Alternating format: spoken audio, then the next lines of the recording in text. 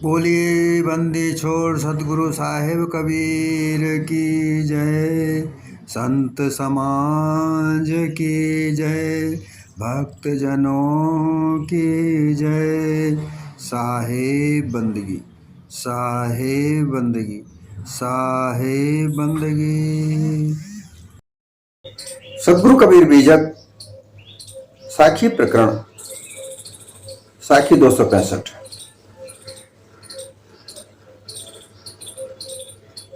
मुख से मीठी जो कहे हृदय है मतियान। कहे कबीर तेहि लोगन से तैसे ही राम सयान।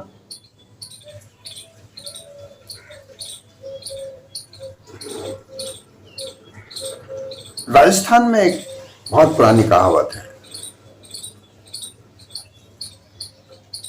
मुख पर मिठियास मन में खोथा गड़े। इछड़ा सु इखलास न राख जे राजिया। कि जो लोग ऊपर से तो मीठा मीठा बोलते हैं और अपने हृदय में कपट रखते हैं, ऐसे लोग से प्रेम नहीं रखना चाहिए।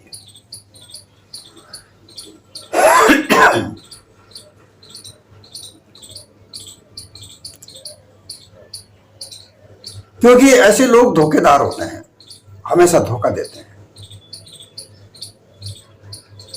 और ऐसे धोखेदार लोगों से जीवन का कोई किसी प्रकार का कार्य सफल नहीं होता।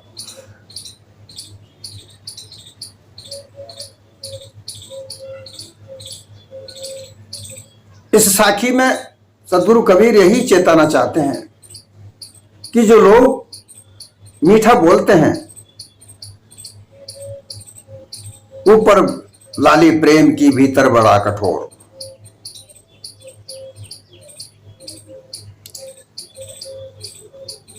जिस तरीके से बेर होता है, छोटा बेर जो लाल लाल होता है, वो ऊपर से सुर्ख लाल होता है, बहुत अच्छा होता है, लुभा होता है। अंदर उसके अंदर जो गुठली निकलती है बड़ी कठोर होती है।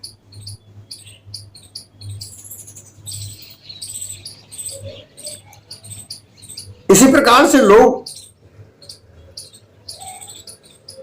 जो स्वार्थी होते हैं वो हमेशा हृदय में बड़े कठोर होते हैं। ऊपर से ऐसा प्रदर्शन करते हैं कि बड़े नम्र कोमल हैं,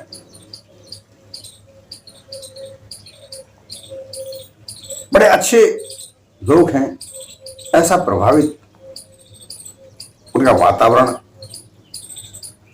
उनकी पर्सनालिटी ऐसी बनी होती है कि अगर लोग जागृत ना हो, अचेत हो, तो उनके झांसे में, उनके धोखे में पड़ सकते हैं। और यही सब कुछ आजकल हो रहा है।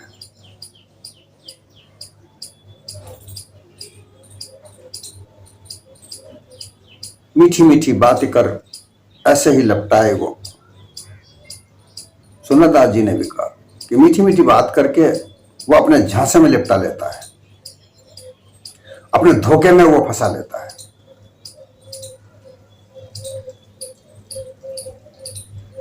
कौन? जो धोखेदार है, लालची है, लोभी है, छल कपट पाखंड करना उसकी मति है। उसकी मति उस मीठे शब्द पर नहीं है। जो शब्द मीठा बोल रहा है उस शब्द का आधार पर उसकी मति काम नहीं करती। उसकी मति कोई और है, उसके स्वार्थ पर है। उसके स्वार्थ को सिद्ध करने के लिए उसने पहले पूरी तरीके से तैयारी की है, क्या क्या शब्द कहना है, कैसे व्यवहार करना है, और फिर जब मौका मिले तो उसे कैसे दबोचना है। ऐसी स्थिति की परिकल्पना करके वो पहले से ही अपना दाव पेच बनाए हुए होता है। ज्यादातर लोग गफलत की नींद में सोते हैं, जागृत में नींद में सोते रहते हैं, जागृत में जागृत नहीं रहते। सभी को जागृत में जागृति नहीं होती। ज्यादातर लोग जागृत में रहकर स्वप्न अवस्था में रहते हैं, विचारों में खोए हुए रहते हैं। वो किसी ना किसी विचार के अंदर फंसे रहते हैं कि हमें ऐसा करना है, हमें वैसा करना है। वो खुद अपने उधेड़ बुन में वो भी लालची होते हैं। वो भी अपने कहीं ना कहीं स्वार्थ को सिद्ध करने में लगे रहते हैं, लेकिन उन्हें कोई रास्ता नहीं मिल रहा होता है अचेत में। एक लोभी लालची जो लोभ लालच के आधार पर स्वार्थ सिद्ध करना चाहता है, उसके दो प्रकार हैं।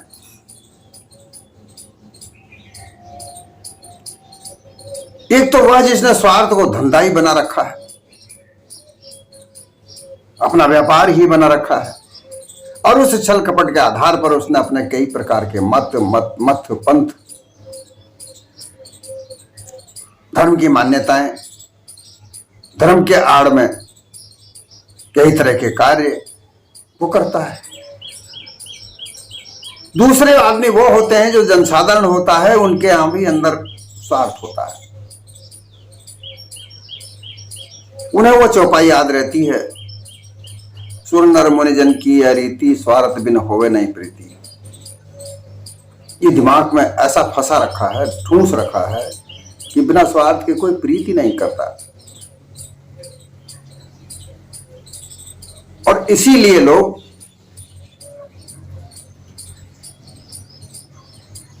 स्वार्थी बने घूमते हैं।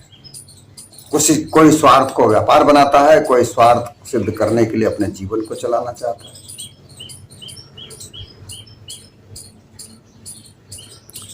स्वार्थ की भावना झूठ से आरंभ होती है, और उस झूठ को इतना मीठा बोला जाता है,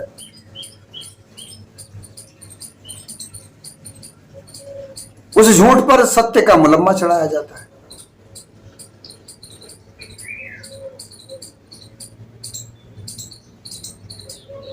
और फिर उसका प्रयोग किया जाता है। एक तरफ तो वो पाखंडी जिसने अपना व्यापार चला रखा है स्वार्थ का, एक तरफ वह स्वार्थी लोग जो अपना कुछ जीवन का भला करना चाहते हैं।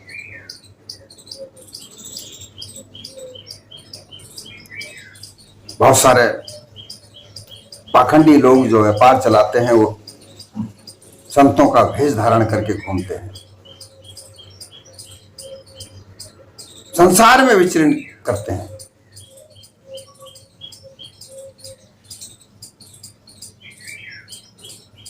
एक बार मेरे समक्ष एक जो वाकया आया वो मैं आपको बताना चाहता हूं।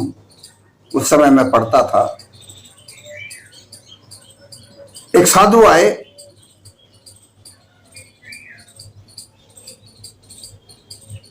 वो सबसे आटा मांग रहे थे। घर की औरतें आटा ले लेकर उनके पास गईं कटोरी भर के, तो उन्होंने उस कटोरी में से एक चम्मच आटा लिया।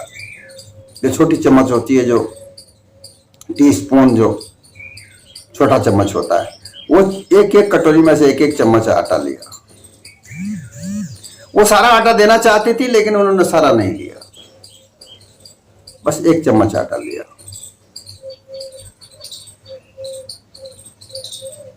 बड़ा आश्चर्य हुआ लोगों को कि ये तो बड़े सिद्ध लोग हैं।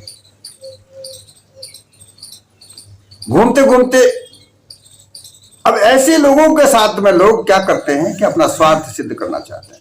जो गृहस्थी में रहने वाले लोग हैं वो अपना स्वार्थ सिद्ध करते हैं। अरे ऐसे महात्मा कहाँ मिलेंगे, इनसे हमारा ये वाला कार्य करा लेना चाहिए। एक महिला उनसे मिली कि मुझे ये फला रोग है, आपके पास कोई ऐसी जड़ी बूटी हो तो हमें दो। मैंने कहा हाँ हाँ है ना। वो उसके घर में बैठ गया, जड़ी बूटियां निकालने लगे। कई तरह की जड़ी बूटियां ऐसी आश्चर्यचकित उन्होंने जड़ियां बताई, लोग और अचंभित हो गए। जब दवा बताई और दवा बताकर कहा कि इससे ये रोग तुम्हारा जड़ से मिट जाएगा। लेकिन जब उससे पूछा गया कि इसका पैसा कितना होगा, आश्चर्य का ठिकाना नहीं रहा। उस समय 500 रुपये बहुत बड़ी बात होती थी। वो 500 रुपये उन्होंने मांगा। वो जैसे तैसे करके वो, क्योंकि विश्वास हुआ कि ऐसे महात्मा झूठ नहीं बोलते, 500 रुपये का बंदोबस्त करके वो लेकर वो दवाई लाई। उसने वो दवाई ले ली। 500 रुपये लेकर वो महात्मा प्रभु चक्कर हो गए, चले गए अपनी जगह। उस दवा को खाने के बाद में उसका कोई रोग समाप्त नहीं हुआ। इस तरीके के महात्मा बहुत सारे इस संसार में अपनी मीठी मीठी बात, और उसकी बातें देखो आपके, इतना मीठा बोल रहा था। तो वही बात यहां सामने सतगुरु चेता रहे हैं कि ऐसे जो महात्मा हैं जो अपना व्यापार चलाते हैं वो बड़े मीठे बोलते हैं।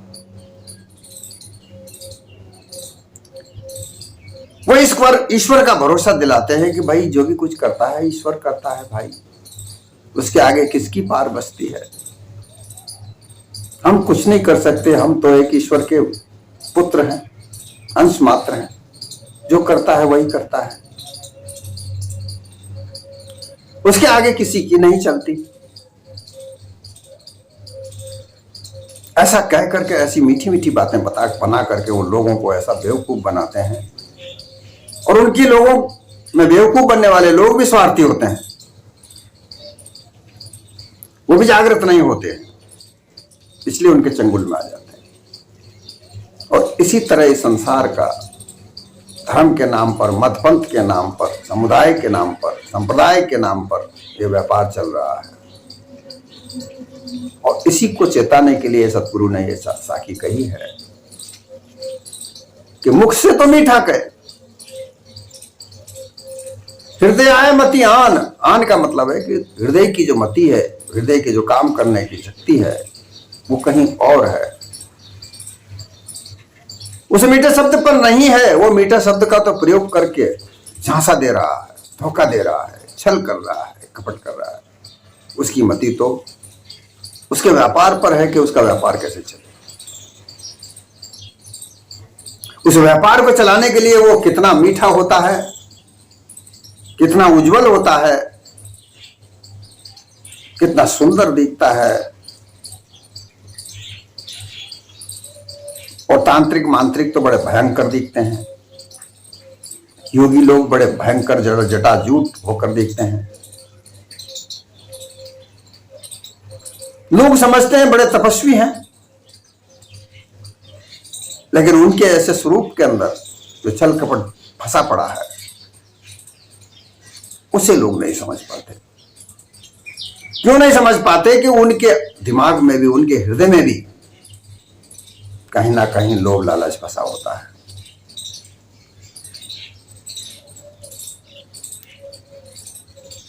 तो जो लोग जागृत नहीं है, वो एक तरफ तो अपने गृहस्थी जीवन को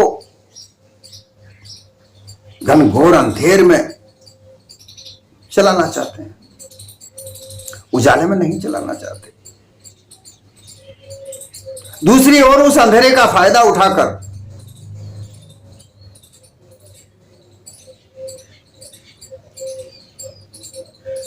सोने की जगह उनको पीतल बेच रहे हैं।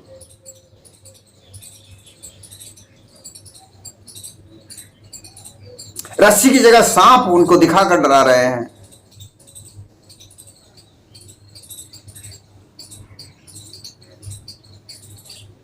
और लोग डर रहे हैं, सोने की जगह पीतल खरीद रहे हैं, हीरे की जगह कांच के नग खरीद रहे हैं,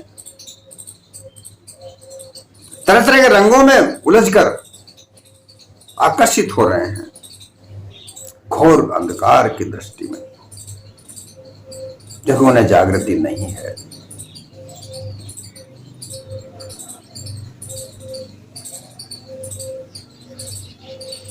सदगुरु बार बार यही कहते हैं कि जागृत में जागृत हो जाओ। सदगुरु का सिद्धांत है, जो विचार है, जो उपदेश है, मूल रूप से जागृत में जागृत रहने का है।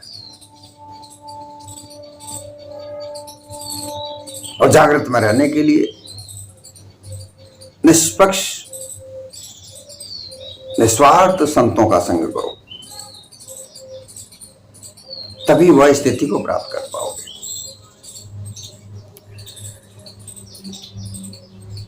ऐसे लोग से बचकर रहो। कहे कबीर ऐसे लोगन थे ताल लोगन थे, कहे कबीर ताल लोगन थे, अर्थात ऐसे लोगों से बच के रहना चाहिए।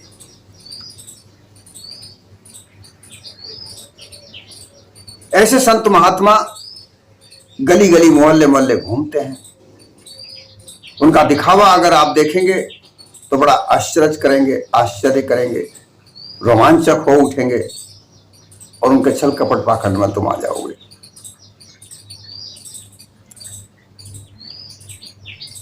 उनको समझने की परखने की क्षमता तुम्हारे अंदर होनी चाहिए। वह क्षमता तुम्हें जागृत करनी होगी, तब जाकर ऐसे लोगों से बचोगे। कहे कबीर ता लोगन ते तैसे ही राम सयान,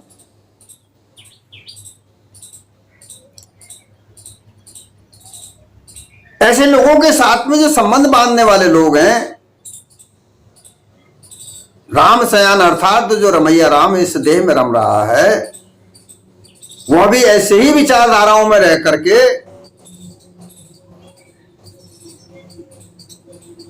वो मीठे बोल बोल करके अपना कार्य करना चाहता है।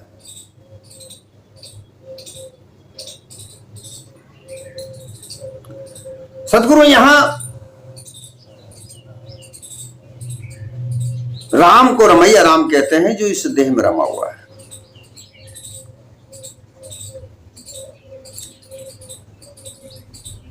और वही उस मीठे बोलने वाले के दिल देह में है, और जो मीठे शब्दों को सुन रहा है उस देह में भी है।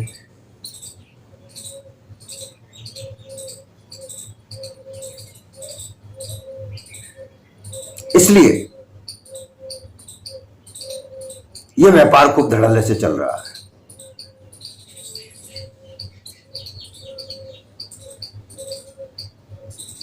छल कपट पाखंड का व्यापार खूब धड़ल्ले से चल रहा है। इसमें किसी प्रकार की कोई रुकावट नहीं आ रही है।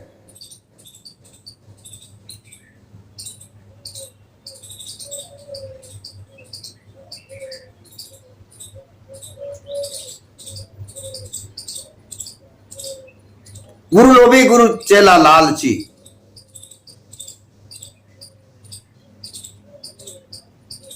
जो गुरु है वो तो लोभी है। लोभ उनके अंदर भरा पड़ा है, अपार धन संपत्ति इकट्ठा करने के लिए। और उनका जो शिष्य हो रहे हैं, उनके साथी बन रहे हैं, उनके भक्त बन रहे हैं, वो लालची हैं।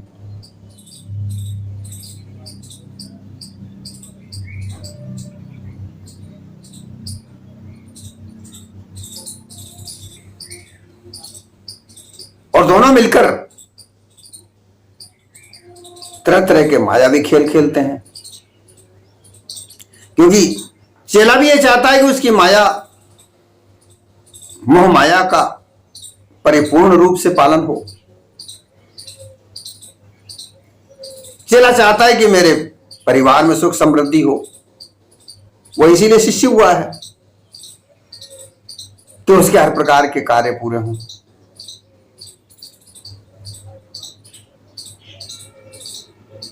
हमसे भी ऐसे लोग बहुत सारे मिलने आते हैं,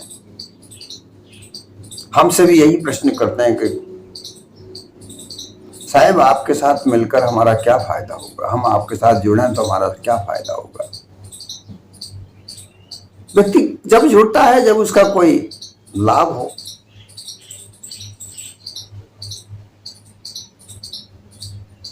हमारा उनसे एक ही बात कहना होता है, भाई हमारे साथ जुड़ने की जुड़ाने की बात नहीं है, हम तो सबके हैं, जोड़ते नहीं है ना छोड़ते हैं, ना छोड़ना जुड़ना मिटना मिलना बिछुड़ना ये हम नहीं जानते।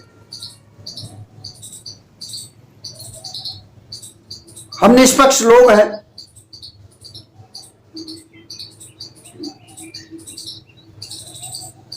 तुम हमारे प्रति श्रद्धा रखते हो, हमारी बातें सुनते हो, अच्छा लगता है तो हमारी बातें सुनो, अन्यथा कोई मतलब नहीं। हमारे से तुम्हें क्या लाभ होगा, क्या नहीं लाभ होगा,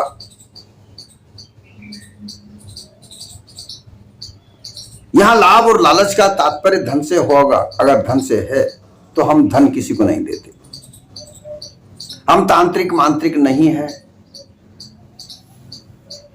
हम तांत्रिक तंत्र मंत्र की सहायता से, शक्ति से किसी का रोग दूर नहीं करते, किसी को धन नहीं देते, किसी को रोजगार देने का दिलासा नहीं देते।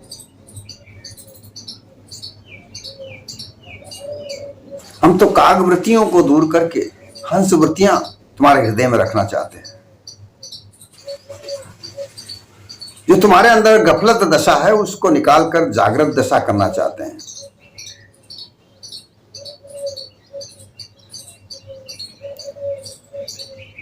अब क्या लाभ है, क्या हानि है, ये तुम्हारे ऊपर निर्भर करता है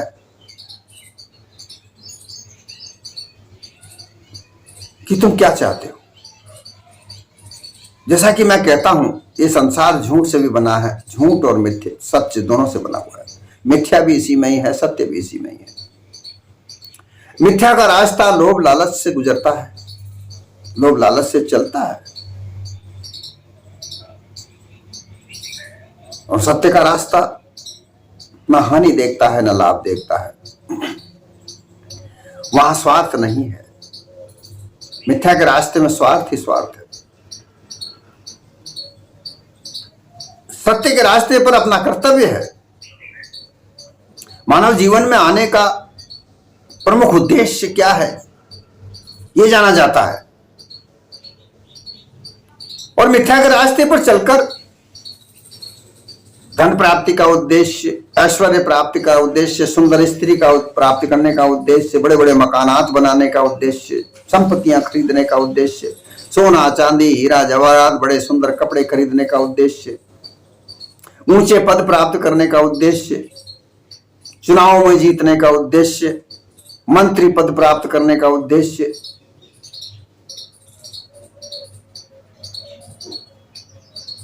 ये एक मिथ्यावादी विचारधाराओं पर चलता है। परंतु सत्य का रास्ता सर्वश्रेष्ठ सर्वोच्च है। ये वो सभी कामनाओं को पूर्ण करता है जो तुम निष्पक्ष रूप से चाहते हो, तुम्हारा कर्तव्य समझकर तुम चाहते हो। तुम्हारे कर्तव्य से, तुम्हारे कर्मों से वो सब प्राप्ति हो सकती है।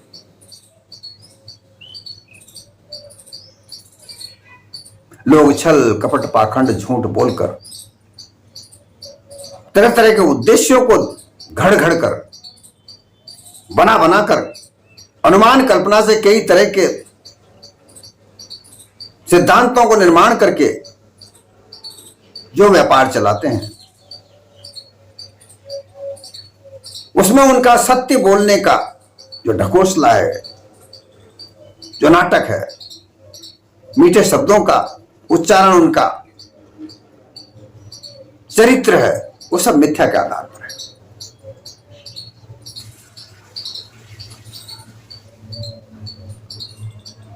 जब उनकी पोल खुलती है सब धराशायी होता है। लेकिन यहां पर आजकल छल कपट पाखंड का इतना वातावरण है कि सच को सच नहीं कह सकते, झूठ को सत्य कहते हैं।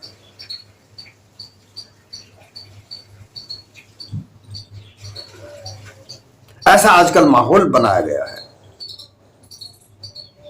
किसी का ध्यान सत्य पर नहीं जाता, क्योंकि सत्य का मार्ग त्याग का मार्ग है। ये छल कपट पाखंड झूठ धोखाधड़ी, इनको त्यागना इसका उद्देश्य है। और जो इस उद्देश्य को नहीं प्राप्त कर सकते वो मिथ्यावादी बकवास मार्ग पर चल सकता है, चल रहे हैं। जिसे सत्य बनाकर प्रस्तुत किया जाता है। और ज्यादातर लोग जिसे जनता कहते हैं, प्रजा कहते हैं, उन्हें कहां इतनी फुर्सत है कि वो सत्य और असत्य को समझ सकें। वो भी कहीं ना कहीं स्वार्थ में, लालच की प्रवृत्ति में जी रहे हैं। वो सब शिष्य बनते हैं, तरह तरह के गुरुओं के शिष्य वो बनते हैं और उनके लालच को पूर्ण करना चाहते हैं। लोग भी उनके गुरु हैं।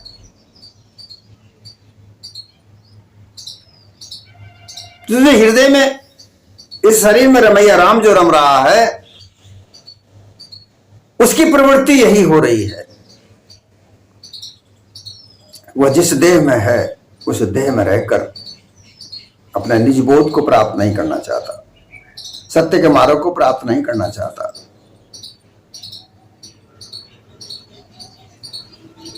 सत्य के मार्ग पर प्राप्त करने के लिए त्याग की आवश्यकता है, जहां कष्ट भी हो सकते हैं। लेकिन लोग कष्ट तो सहन करना ही नहीं चाहते।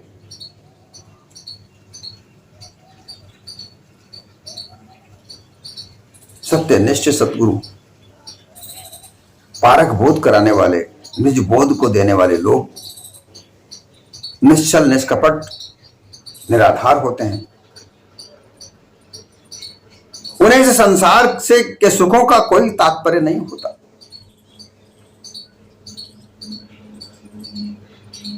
परंतु झूठ, मिथ्या, बकवासी लोग जिस तरीके से संत महात्मा बनकर और जो कार्य आजकल कर रहे हैं, उससे कई बातें सिद्ध होती हैं। वो लोगों के दिल में, दिमाग में तो ये भर रहे हैं कि ईश्वर है, जो कुछ करने वाला ईश्वर है, ईश्वर के शरण में जाओ। लेकिन वो तो ईश्वर की शरण में दिखते ही नहीं है।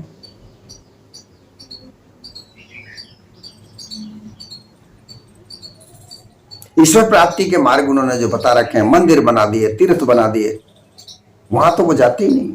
अगर जाते भी हैं तो उनका वर्चस्व, आजकल तो वोट मांगने जाते हैं।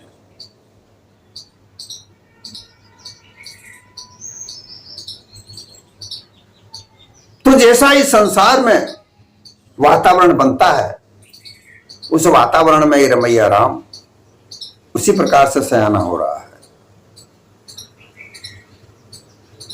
सयाना होना का तात्पर्य है चालाक, चतुर हो जाना।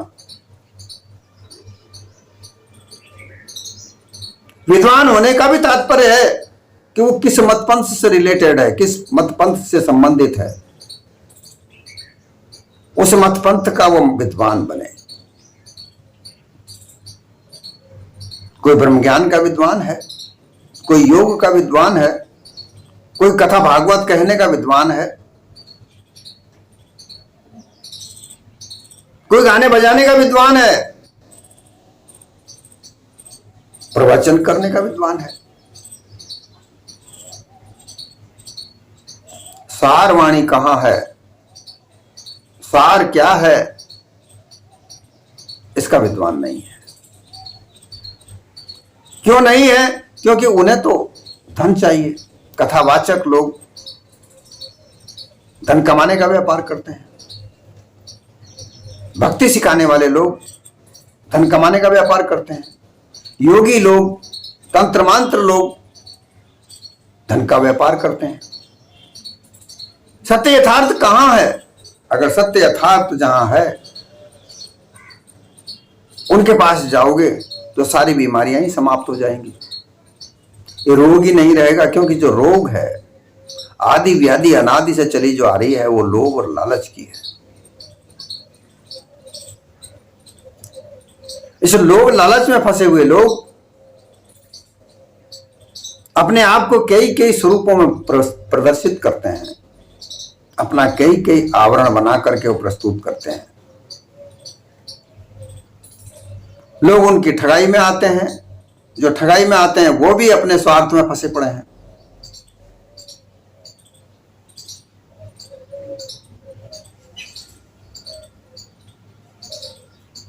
तो जब तक अपने निज बोध को प्राप्त नहीं कर सकते,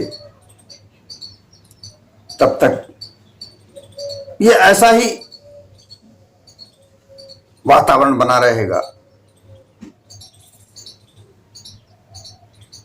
निजबोध को प्राप्त करोगे, सत्य सार को समझोगे, ते धोखा छल कपट पाखंड सब दूर हो जाएगा। मीठे बोलने के प्रति बहुत से लोग कहते हैं संत को क्रोध नहीं आता, संत ऐसे शब्दों का प्रयोग नहीं करते।